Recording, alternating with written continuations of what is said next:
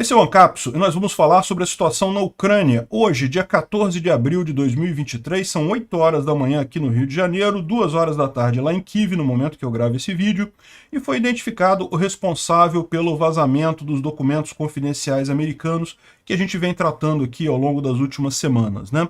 É um soldado da Força Aérea Americana baseado em Massachusetts, de nome Jack Teixeira, de 21 anos. O rapaz foi identificado pela Bellingcat, tá? Que é um jornalista, um grupo de jornalistas investigativos búlgaros, mas que atua no mundo inteiro no final das contas, e depois foi confirmado pelo New York Times, e só depois o Pentágono foi lá e prendeu o cara. Ou seja, antes da investigação interna do Pentágono chegar no cara, os jornalistas investigativos do mundo, através da internet, conseguiram essa informação. E o bacana é que você vê como é que a informação pela internet ela está realmente crescendo de patamar, né? Hoje em dia, eu já falei isso várias vezes, a quantidade de informação que você tem sobre a guerra, que é coletada, que é sistematizada por pessoas fazendo isso de graça na sua casa e coisa e tal, é realmente impressionante.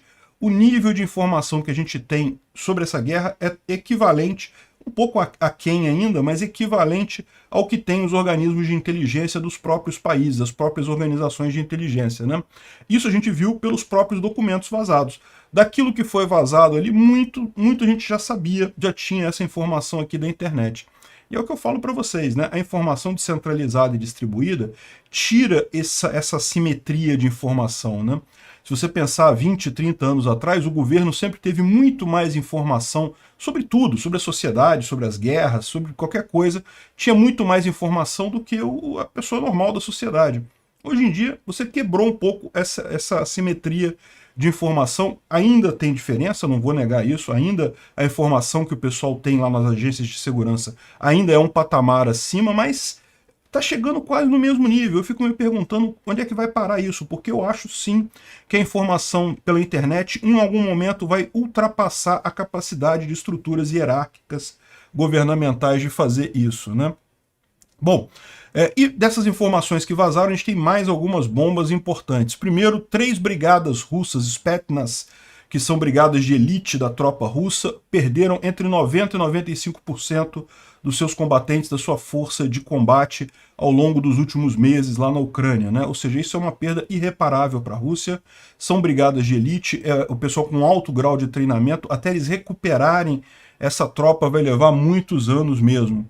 E houve uma tentativa do Gerasimov, que é o comandante, né, o chefe do Estado-Maior russo, e é o comandante da Rússia nessa guerra, de entregar a guerra para a Ucrânia. O que tá dizendo ali é que havia um plano para eles entregarem a guerra para a Ucrânia no início de março, né? Se isso aconteceu ou não aconteceu, se está acontecendo nesse momento, a gente não sabe. O fato é que, se você lembrar do que aconteceu no início de março, foi mais ou menos na época daqueles ataques a Vuhledar, que realmente mataram muitos russos ali, né? Será que foi isso? Será que aquilo ali foi feito de propósito para acabar com a capacidade russa nessa guerra? A visão que o pessoal está tendo é que o Putin virou um problema. Essa guerra já está perdida para a Rússia, o pessoal agora está tentando sair dela. E a elite russa ali, o topo russo de comando, já está querendo sair dela, né? E Putin pode ter se tornado um problema para isso. Por isso que isso foi feito quando Putin estava fazendo radioterapia para justamente ele não poder interferir, né? E aí o fato de ele fazer radioterapia é mais uma dica de que ele efetivamente tem câncer, que é uma suspeita que vem rondando aí há muito tempo a comunidade, né? Bakhmut resiste. Hoje, dia 14 de abril, vocês lembram, era a data limite que foi dada pelos comandantes russos para a tomada de Bakhmut completamente. Esse último esforço que os russos fizeram, mandaram um monte de tropa para lá, tiraram gente aqui de Kriminá, tiraram um monte de tropas de Kriminá, jogaram para Bakhmut com o objetivo de até 14 de abril tomar a cidade, e hoje é 14 de abril e eles não tomaram a cidade. Talvez por isso, de ontem para hoje, teve uma diminuição na intensidade dos ataques, ainda houveram vários ataques, mas houve uma diminuição nessa intensidade, né? E, por fim, jornalistas do Washington Post fizeram uma matéria dizendo que o Ocidente esperava que Lula fosse um parceiro do Ocidente, que ajudasse ao lado certo da coisa, mas foram iludidos pelo Lula, que tinha outros planos, né? Só foram iludidos porque não assistiam o Ancapso. Aqui eu falei desde o início, expliquei direitinho desde o início. Olha só, Lula é muito pior que Bolsonaro. Não estou dizendo que Bolsonaro seja perfeito, não. Ele errou também na questão da Rússia, com certeza errou. Lula é muito pior do que Bolsonaro. Se alguém apoiou Lula achando que ele ia ser melhor do que Bolsonaro, meu amigo, eu só posso lamentar, né? O Lula é alinhamento automático ao tudo que pior tem no mundo, tudo quanto é ditadura de esquerda decadente que tem no mundo, o Lula vai querer chupar o pau, né? Tudo quanto é tirano de merda que tem no mundo, o Lula vai querer mamar o cara, não tem jeito. Vamos falar sobre esses e outros assuntos em detalhes. Essas notícias foram sugeridas por Speedrun do Cachaceiro para acabar com o país, a Dilma voltou e já dilmou, e várias outras pessoas. Obrigado aí ao pessoal que sugeriu a notícia, obrigado a você que está assistindo o nosso vídeo. Se você gosta do nosso conteúdo, por favor, deixa o seu like e se inscreva aqui no canal, né? Pois bem, vamos dar uma olhada nas notícias, porque isso daqui já foi amplamente divulgado, mas é importante a gente ressaltar alguns pontos aqui. Esse rapaz aqui se chama Jack Teixeira, e ele era um membro da Guarda Aérea Nacional de Massachusetts, ou seja, um soldado da Força Aérea Americana lotado lá em Massachusetts, e ele participava de um grupo de inteligência. E parece que na época da pandemia ele organizou um Discord server e coisa e tal, e começou a conversar com um monte de gente. Ele é um garoto de 21 anos, mas ele era o velho do grupo, né? Ele era o mais sênior do grupo ali. E talvez para impressionar os amigos e coisa e tal, ele acabou mostrando os documentos que ele tinha acesso nesse trabalho de inteligência que ele fazia lá nesse grupo aéreo de Massachusetts, né? E isso é uma coisa curiosa realmente, porque a gente já viu pessoas vazarem documentos confidenciais para vender para o inimigo, para prejudicar o próprio país, por um monte de motivos ideológicos. Aparentemente não foi nada disso. O caso dele foi um caso de vaidade pessoal. Ele queria mostrar para a garotada como ele era mais esperto, que ele tinha acesso a um monte de coisa. Enfim, infelizmente os prospectos para ele não são bons, ou seja, infelizmente, né, o cara fez uma merda mesmo enorme, tem que pagar por isso. Esse tipo de crime é considerado traição, então vai ficar entre prisão perpétua ou pena de morte para ele a partir de agora. Então não resta muita alternativa. E outra coisa que o pessoal fala é que ele era muito nacionalista, ele era muito pessoal americano mesmo e coisa e tal. O sobrenome Teixeira levantou alguma possibilidade dele ter ascendência brasileira, mas não ficou nada comprovado disso, tá?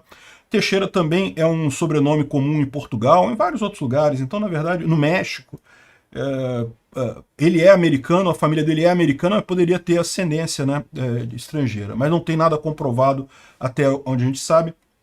Enfim, e ele era de uma família muito patriótica, né? Ele realmente gostava do país, era a favor dos americanos, gostava de trabalhar na Força Aérea e coisa e tal, e no entanto fez isso por vaidade. Realmente fica um alerta aí pra galera, porque eu fico imaginando, se isso aconteceu com esse cara, será que já não teve outros servidores de Discord aí com esse tipo de problema, né? Porque a verdade é essa, as pessoas quando tomam decisões racionais sobre o que fazer da vida, é relativamente fácil você contornar isso, né? A pessoa ela pode ser do mal, mas se ela está agindo racionalmente, você consegue controlar aquilo ali. Agora, quando a pessoa toma atitudes totalmente sem propósito, totalmente malucas, né? Aí é mais difícil você controlar, porque não tem nenhuma motivação certa para isso, né? E explica bem por que foi esse tipo de documento que foi vazado, porque na verdade foram documentos aleatórios, ele só queria mostrar que ele tinha acesso a documentos e coisa e tal, então não houve tipo um vazamento sobre esse assunto ou sobre aquele assunto e coisa e tal, era só isso daí. Uma outra pergunta que muita gente está fazendo é: como que um rapaz de 21 anos tem acesso a documentos tão confidenciais lá na Força Aérea Americana de Massachusetts, né? Porque, veja, em tese, documentos confidenciais deveriam ser distribuídos na base do necessidade de saber. Então, você só tem acesso à informação se você precisa saber daquela informação. Até onde a gente sabe, essa base aérea de Massachusetts pode até ter algum apoio à operação na Ucrânia, ou envio de armas e coisa e tal, mas não precisava saber da contraofensiva ucraniana, por exemplo, não faz sentido isso, né? E aí o que eles estão dizendo é o seguinte, é porque na verdade ele tinha uma clearance alta porque ele atuava num sistema de inteligência dentro dessa base. Então ele fazia um trabalho dentro desse sistema, então como ele tinha esse clearance, né, que é um nível de acesso mais alto lá dentro, ele conseguia ter acesso a essa documentação toda mais completa lá. Mas mesmo assim, a informação que ele tinha não era a mais específica da guerra, era mais informação genérica que era distribuída para vários lugares lá, para várias bases americanas lá nos Estados Unidos. Né? Não é incomum isso, tá? Essas bases militares todas, o pessoal gosta de manter o pessoal informado sobre o que está acontecendo. Então é uma espécie de briefing. Não chega a ser informação detalhada do que está ali, mas é uma informação de alto nível para você ficar a par. É lógico, ninguém espera que a pessoa precise agir em alguma coisa naquele sentido. Né? Os militares americanos lá nos Estados Unidos não têm que fazer nada com relação à guerra da Ucrânia nesse momento, mas é importante eles ficarem sabendo, até porque as pessoas têm curiosidade natural e também ficam sabendo do que está acontecendo. Né?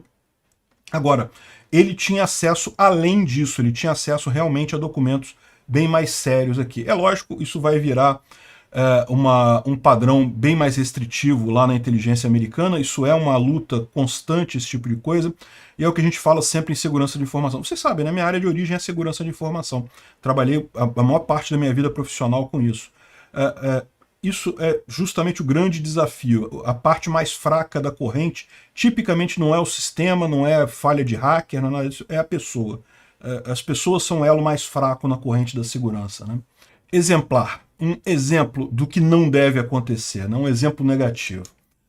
Bom, agora vamos às coisas curiosas. Como é que descobriram o cara? Olha só como é que descobriram ele. Né? O Arik Toler, que é do Bellingcat, que é um jornal investigativo búlgaro, né, como eu falei, né, é do Christo Grozev. A gente já fez trouxe várias informações deles aqui. E justamente eles fazem isso, eles fazem jornalismo investigativo usando internet, usando entrevista, usando os meios abertos de informação. E conseguem muita coisa, né? E aí o que eles fizeram? Eles começaram a procurar fotos na internet de possíveis suspeitos e acharam a foto do Teixeira, né, do Jack Teixeira, na cozinha dele. Isso aqui foi uma foto que ele botou na conta pessoal dele. Por quê? Porque aqui não tem nada, não tem documento secreto nenhum, tá vendo? Mas aqui você vê qual era o padrão da mesa da cozinha dele. E aí quando você vê o documento secreto que ele tirou a foto, e olha só, o padrão aqui da mesa bate direitinho, ou seja, dá para ver que ele estava na cozinha da casa dele e tirou a foto do documento secreto, dá para ver o padrão certinho aqui entre o tipo do mármore aqui, nesse tipo de coisa, e acabaram identificando ele dessa forma, né? Um esforço de investigação bem interessante, bem frutífero, na verdade. Mas, na verdade, o que aconteceu? Eles começaram investigando o tal do Luca, né? Que o Luca é o cara que pegou o documento nesse fórum subsidiário, vamos dizer assim, e botou no fórum do Minecraft. Aí no fórum do Minecraft, que é um fórum que mais gente assiste, a coisa expandiu, né? Então, começaram investigando esse cara, aí esse cara falou sobre quem era a pessoa, mas não disse o nome. E aí, a partir da lista de amigos desse cara, eles pegaram os amigos desse cara, né, no Facebook, no Instagram, coisa e tal, e começaram a fazer essa investigação e chegaram no Teixeira, aqui no Jack Teixeira. O cara já foi preso, a pena vai ser dura, enfim, definido esse caso aqui. Né? Mas o curioso é isso, né? Como é que quem identificou o cara não foi a investigação do Pentágono. A investigação do Pentágono estava começando ainda. Quem identificou o cara foi o pessoal fuçando na internet. E isso é um ponto muito importante para o libertarianismo e para o anarcocapitalismo. É você ver como que a informação descentralizada ela acaba com essa simetria de poder. É muito mais fácil ter um monte de gente pesquisando uma massa de dados monstruosa do que você ter pessoas especializadas com sistemas especializados numa estrutura hierárquica que vai fuçando a coisa. Do outro lado, você tem uma quantidade tão grande de gente fuçando que você acaba chegando nisso daí, né? E o que a gente tem visto é isso, não só na investigação para chegar no cara, mas como coloca aqui o Tendar também, o quanto que você olhando as informações que estavam nesses relatórios internos do Exército, e você comparando isso com o que a gente tem aqui na internet, que a gente pega desses sites aqui, que o pessoal divulga, gratuito, ninguém cobra nada não, o pessoal faz... O pessoal que gosta desse tipo de coisa faz essas visualizações, né, faz essas geolocalizações e contagem de equipamentos e tudo. O pessoal faz porque gosta de fazer mesmo. Então, você tem uma informação muito mais significativa, uma informação muito mais importante, de forma mais efetiva, mais barata, e que não ficou nada a dever à inteligência americana. Ou seja, veja, o Jack Teixeira, embora fosse um cara bem subsidiário, ele tinha acesso a altos padrões, lá, a um clearance muito alto na inteligência americana. E bem, é verdade que pode ser que ele não tivesse acesso a toda a documentação, toda a informação que os americanos têm sobre a guerra na Ucrânia, mas ele tinha acesso a uma boa parte dela. E aí quando a gente vê os dados que estão vazando, a gente percebe que muito do que ele fala ali a gente já discutiu aqui, né? Então o Tendar fala que até, poxa, o cerco iminente a Bakhmut, há 7 semanas atrás, a gente falou sobre isso aqui, né? Sobre a discussão se deveriam recuar, se deveriam ficar em Bakhmut, coisa e tal. E finalmente o Zelensky chamou todo mundo, fez a reunião lá, não, vamos manter Bakhmut, coisa e tal. Ou seja, tudo isso daí foi definido, a gente sabia do que estava acontecendo. Eles tinham informação de pior qualidade do que a gente aqui, né? Então, falando sobre o cerco, e também aí eles lembram de outra coisa aqui, que esse mesmo pessoal foi quem achou que de fato a Rússia iria invadir a Ucrânia completamente em 3 dias, né? Era a previsão de todo mundo. Eu confesso para vocês que eu também, no início dessa guerra, achava que a Ucrânia iria perder a guerra, porque o poderio militar russo é muito superior ao ucraniano, né? Por mais que a Ucrânia esteja certa, por mais que a Rússia esteja errada, o fato é que, no final das contas, não ia ajudar muito a Ucrânia, mas realmente surpreendeu todo mundo, inclusive a inteligência americana, que achava também que a Ucrânia ia cair. Isso é um problema, né? Porque, como a gente falou, as armas ocidentais só começaram a chegar na Ucrânia depois que a Ucrânia deu mostra de que não iria cair. Evidente que os americanos não iriam mandar armas para a Ucrânia sabendo que a Ucrânia iria perder em 3 dias, porque essa arma ia cair na mão dos russos. Não tem porquê, né? E por mais que mandassem algumas armas, não faria essa diferença toda. Mas quando a Ucrânia mostrou que ela sozinha segurava os russos, aí a coisa mudou de figura. Enfim, a qualidade da inteligência americana não parece ser tão maior do que a qualidade da inteligência que a gente tem na internet de forma geral.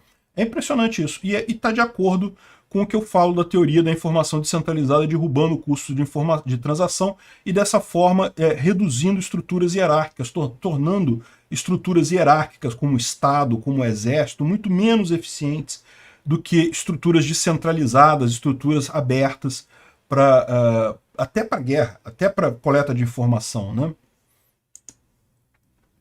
Bom, e tem algumas informações que estão surgindo aí que são bem interessantes, né? De novo, isso aqui não tem nada assim de grande novidade, porque a gente sabe muito disso daqui, mas olha só. O 22º e mais duas outras brigadas Spetsnaz, que são brigadas de elite do exército russo, sofreram um nível de atrito de 90% a 95%. Então, na avaliação do pessoal, a 346ª Brigada perdeu a brigada quase inteira. Apenas 125 pessoas estão ativas de 900 que foram inicialmente colocadas na guerra, né? Ou seja, está mostrando aqui dos problemas das grandes perdas russas nessas tropas de elite. Isso a gente já vinha falando, principalmente a questão ali em Vuhledar. Os russos perderam as brigadas Marine. Ali em Vuhledar não era Spetsnaz, ali era Marines, né? Mas da mesma forma uma tropa de elite também foi totalmente destruída.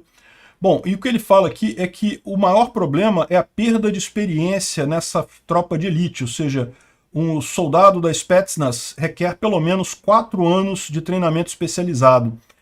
Ou seja, isso vai levar pelo menos uma década até Moscou conseguir reconstruir essas unidades aí de novo para ter uma força de elite significativa, né? Tem muita coisa interessante. Agora, nada mais interessante do que isso daqui. Isso daqui é uma que realmente pegou muita gente de surpresa. Essa informação a gente não tinha.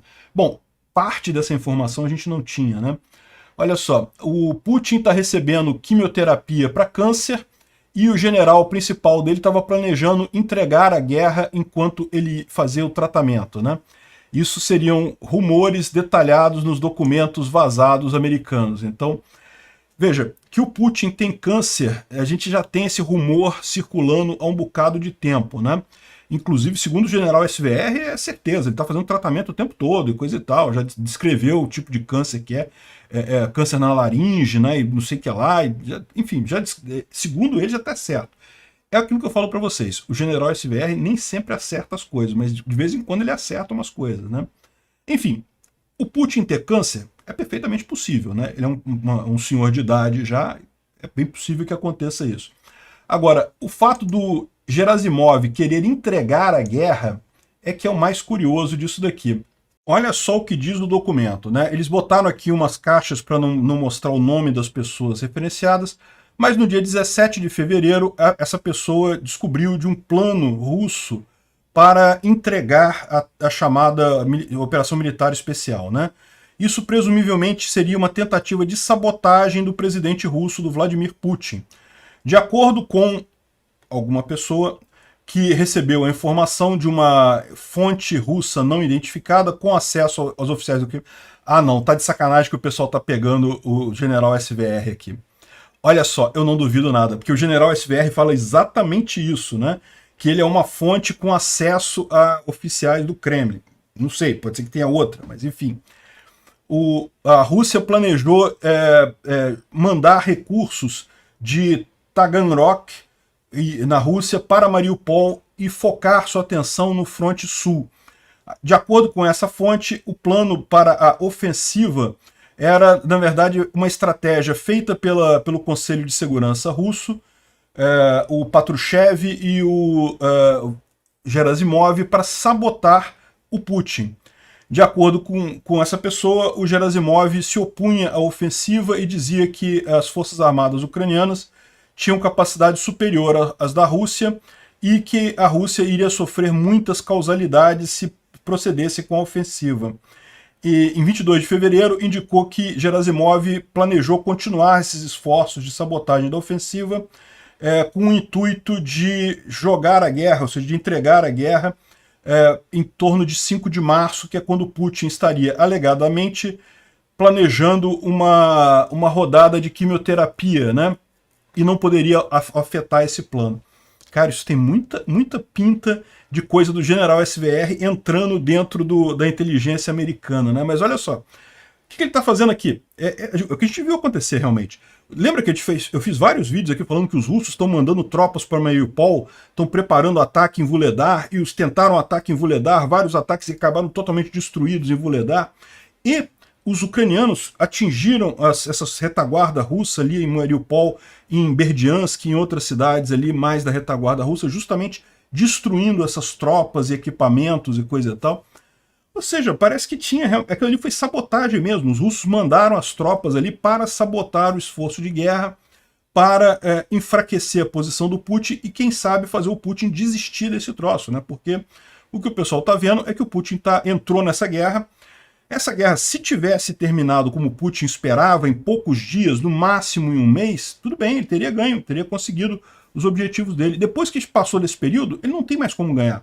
Ele não tem como mais conseguir nada. Ele sabe que mesmo manter esses territórios na Ucrânia seria impossível.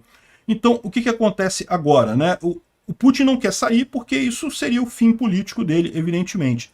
O pessoal na Rússia pode estar forçando essa saída do Putin, forçando esse tipo de coisa, né? Enfim, vamos ver, mas é uma informação interessante. Porque, olha só, tá aqui essa informação com vários indicadores aqui de confidencialidade, que é informação confidencial e não sei o que lá. No Forne, olha só, não pode informar para agentes estrangeiros e coisa e tal. Muito curioso isso. Bom, isso aqui é uma estrada lá em Moscou chamada Simferopol. Vamos falar um pouco agora da situação lá na Ucrânia e coisa e tal. Simferopol Highway, que é uma estrada lá pegando fogo aqui, um grande incêndio nessa região aqui, próximo a Moscou, mais um incêndio de Moscou, padrão, normal, comum. Isso daqui foi um ataque feito pelos ucranianos a uma base russa ali em Kherson, né? Na região de Kherson. Parece que os ucranianos fizeram alguma ação ali na região, né? E depois demoliram a base russa nessa área aqui. Tá vendo? Tá a base toda demolida aqui. Isso daqui é antes, como era antes. Não parece a mesma coisa não, né? Parece um pouco diferente isso daqui. Pode ser uma outra visão. Ah, não, é porque é a cor do telhado que mudou, tá vendo? Eles mudaram a cor do telhado aqui de uma foto para outra. Mas a região é a mesma aqui no rio Dnipro, né? ali na margem esquerda, ali em Kherson. Os ucranianos fizeram alguma operação ali e acabaram explodindo aqui esse agrupamento de tropas russas ali, né? Nessa região aqui, ó.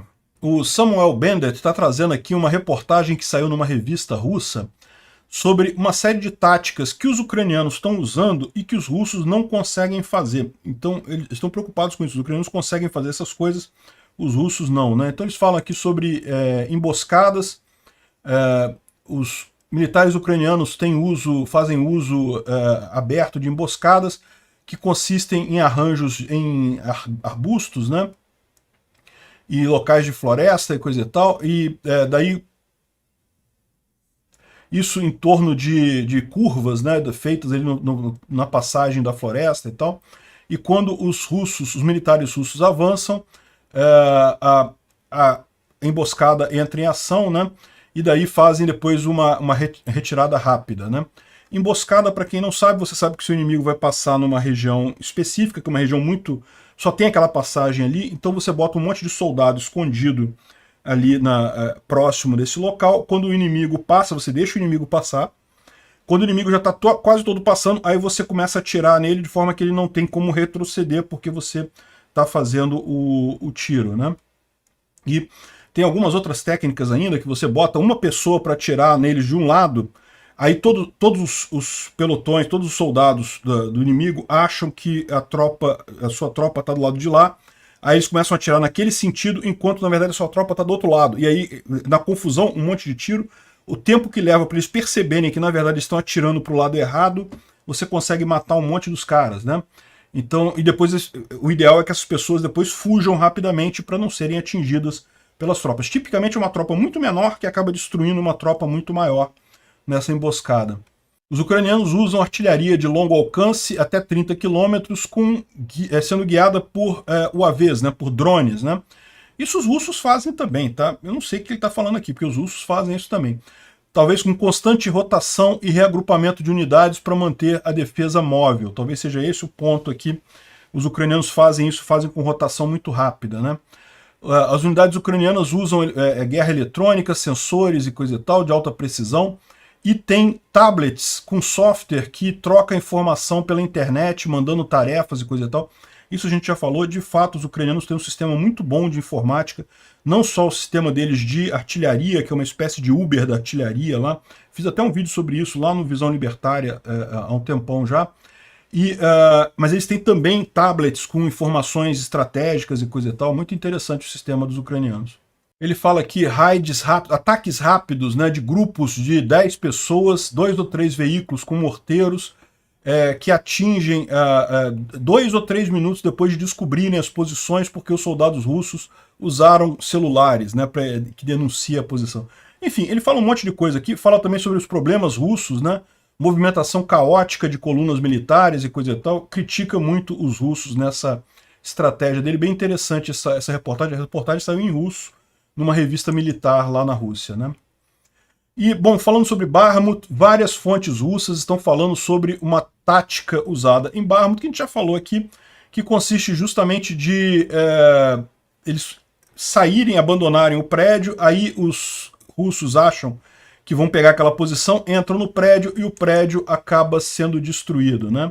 Alguns dias atrás, em Artemivsk, né, que é o nome que os russos dão para Bakhmut, o comandante de um dos esquadrões de assalto do Wagner disse que os militares ucranianos estão enganando esses esquadrões para entrarem nas fortificações, entrarem em prédios, como se estivessem abandonando eles e depois explodindo esses prédios. E isso é uma prática comum, isso daí, né? E tem, de fato, várias imagens desse tipo de ação, né, que a gente já viu.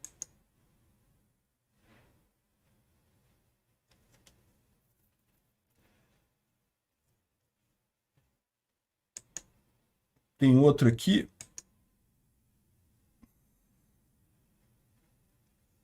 Um monte de imagens nesse videozinho, justamente de prédios sendo destruídos ali, né? Aqui tem a localização desse vídeo, que é nessa rua aqui, ó, é especificamente nessa região aqui de Bakhmut, tá? Essa região que foi recém-conquistada pelos russos aqui. Os russos recentemente tomaram esse estádio, essa região aqui, e acabaram sendo pegos aí por essas explosões nesses prédios altos que tem aqui, né? E é o que descreveu também o Reporting from Ukraine, né? Esse canal é muito bacana. E ele está falando aqui justamente sobre essas ações. O Wagner conseguiu avançar aqui, mas no que avançou nessa região, os ucranianos minaram os prédios e destruíram mais um monte deles, né? Segundo ele está dizendo aqui, o grupo Wagner, o Prigozhin, falou ontem que ele teria abandonado as pinças, né, a parte que cerca Bakhmut, mas a cidade continuaria sendo o grupo Wagner, mas pelo que tem de informação, no final das contas, o grupo Wagner já abandonou tudo, mesmo essas outras regiões aqui, esses ataques aqui dentro estão sendo feitos por soldados russos, né, de tropas de elite russas, não mais pelo pessoal do Wagner, simplesmente porque não tem mais. O grupo Wagner se atritou completamente ali em Bakhmut, né? Paystyle One está falando que os ucranianos estão fazendo contra-ataques no norte e no sul, usando artilharia como cobertura. Os russos estão sem artilharia, sem suporte de artilharia nesse momento. Durante a última noite, eles conseguiram atravessar novamente a linha de trem, né? Mas os ucranianos estão puxando eles de volta. E os russos também trouxeram T-90M para lutar lá em Bakhmut, o que provavelmente sugere que esses tanques foram removidos da linha de Kreminna e Svatov, porque eram lá que eles estavam, sua principal uso, né? Ou seja, mostra realmente aquilo que a gente falou, os russos trouxeram muitos equipamentos, muitos soldados, muitas tropas aqui do norte. Isso era exatamente o que os ucranianos queriam, porque agora eles podem destruir esses equipamentos todos e os russos vão estar enfraquecidos nessa região aqui, que é uma região muito mais estratégica do que Bakhmut no final das contas, né? Aqui um mapinha do Noel mostrando como é que está a situação em Bakhmut, mas você pode ver, não tem nenhuma grande mudança, né? Teve uma foto que os wagneritas publicaram deles mostrando que tomaram um prédio, coisa e tal, mas é um prédio que a gente já sabia que estava na mão deles já há algum tempo, não teve nenhuma grande novidade aqui, né? Bom, o Instituto para Estudo da Guerra fala que do risco que está sendo considerado pelos ucranianos de que a Rússia, mesmo depois de derrotada nessa guerra, ela pode, em algumas décadas, estar recomposta e novamente ameaçar a Ucrânia, né? Esse tipo de coisa é verdade, mas o que ele provavelmente está querendo colocar aqui é da importância da Ucrânia entrar para a OTAN ou ter garantias grandes para evitar esse tipo de coisa. Porque, né, mesmo que a Ucrânia ganhe essa guerra agora, expulse totalmente os russos do território ocupado, certamente vai haver uma pressão política na Rússia para reconstruir essas forças e no futuro tentar isso novamente, né?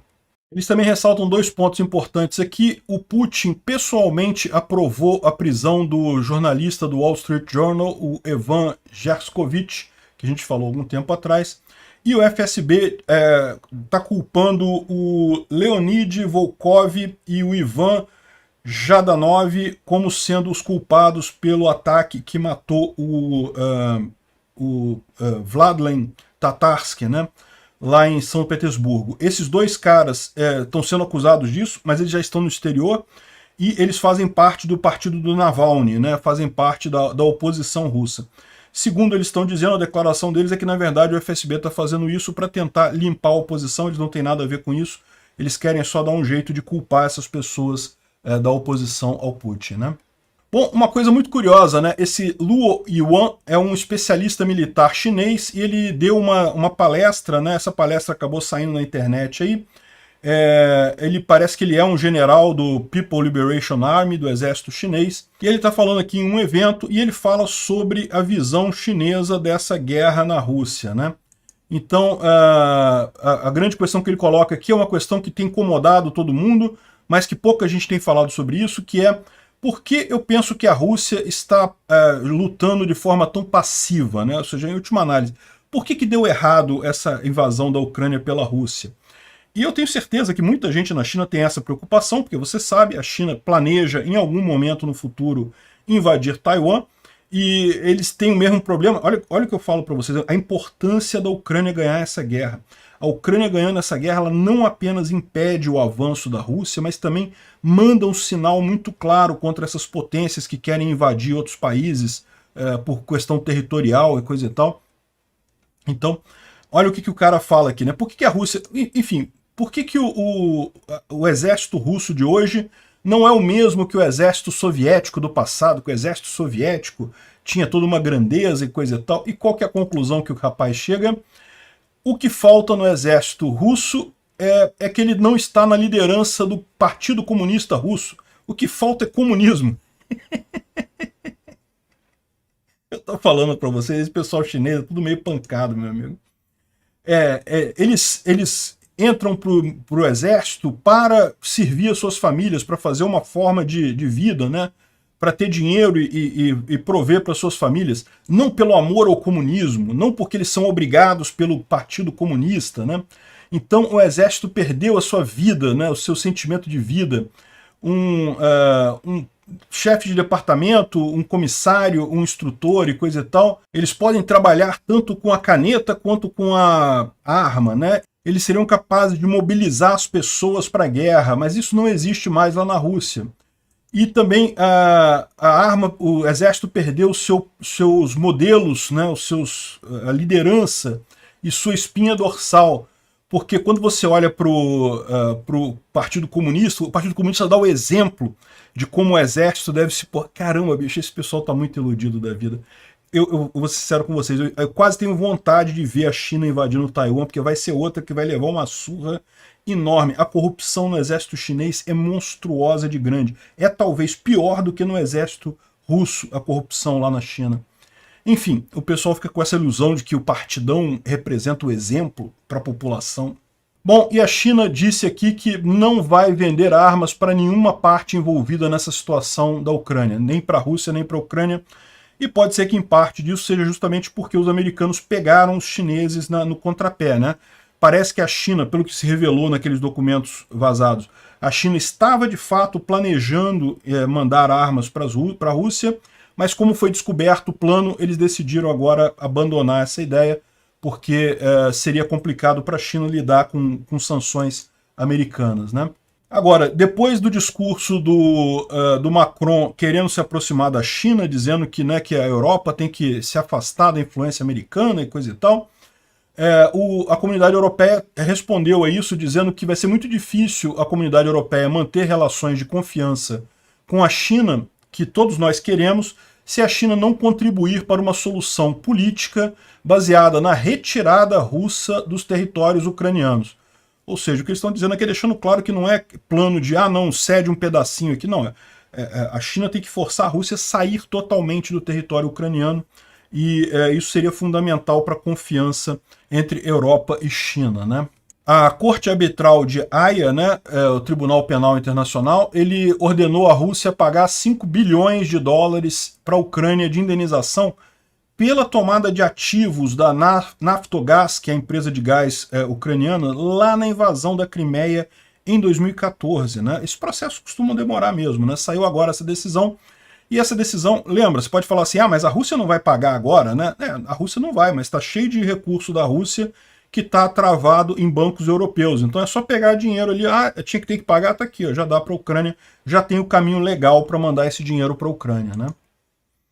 Bom, uma outra coisa que está chamando a atenção, os russos tiraram uma foto aqui na linha de frente com um T-54 ou T-55, que esse daí é o último tanque produzido depois da Segunda Grande Guerra. Depois desse já vai ser o T-34, que é o tanque que os soviéticos usaram na Segunda Grande Guerra, né?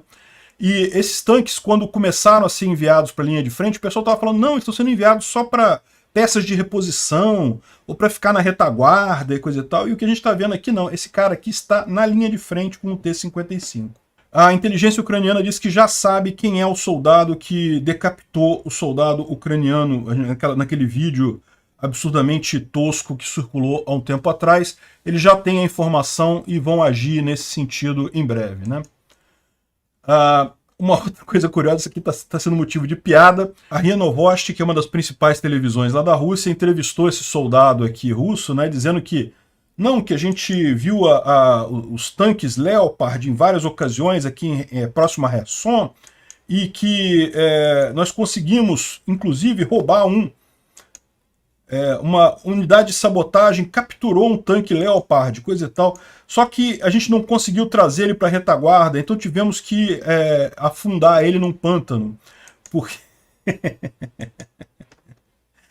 Isso é um fato, os leopards estão aqui, a gente já pegou um deles e já afundamos num pântano. Ah, tem foto de alguma coisa? Vocês tiraram uma foto antes de afundar ele? Não, não lembramos, pô, foi tão rápido, coisa e tal.